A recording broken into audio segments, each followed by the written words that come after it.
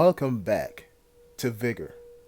It's your boy, Stealth Jet, leader of the JSS. We're gonna go into it on Batterie Snodekt, and you know what? It is just hitting me. Here is the precursor to this encounter. So I was still working on the kill 10 Outlanders with an LMG mission, and I took out the UK twice. One on Fisk Fabric and another time on Batterie Draug. Not Snodekt, but Batterie Death.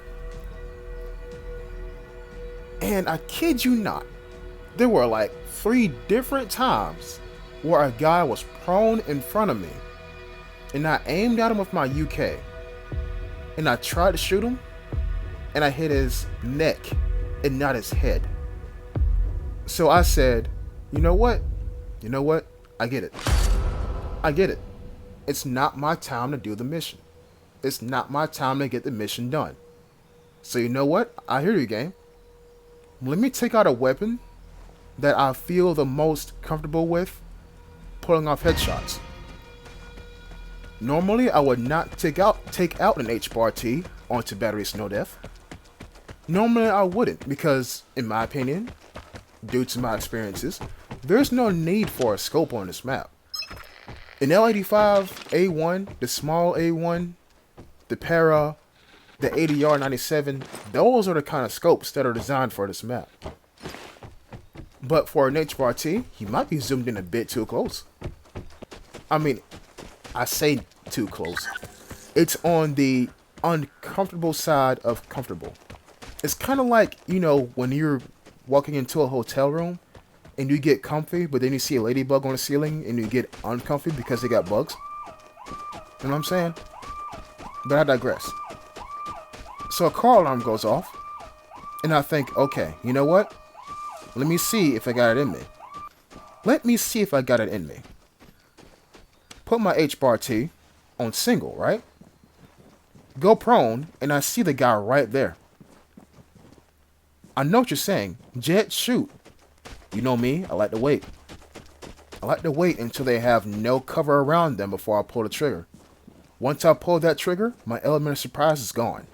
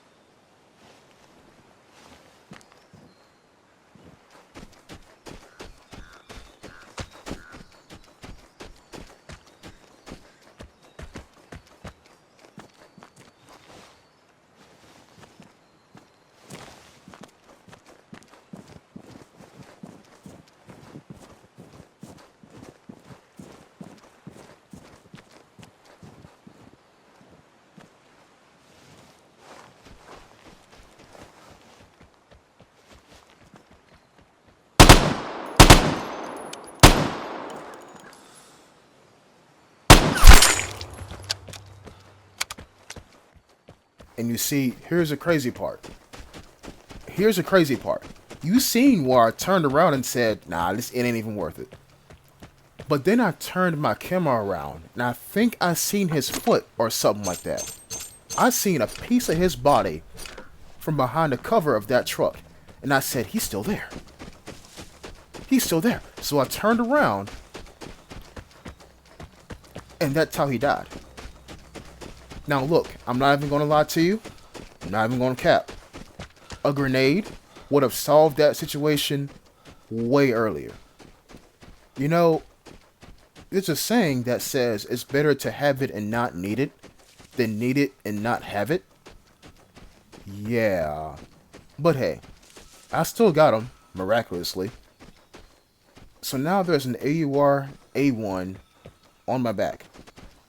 And yes, I hear that phone. I do. But I'm checking the map, and I realize that the time safe and the barred house are pretty much right across from each other. There's bound to be at least two people there. At least. Put it in the high gear, and run to the area. And you see, the great thing about the batteries is that small map. If you run for about 4 seconds, then you'll see something.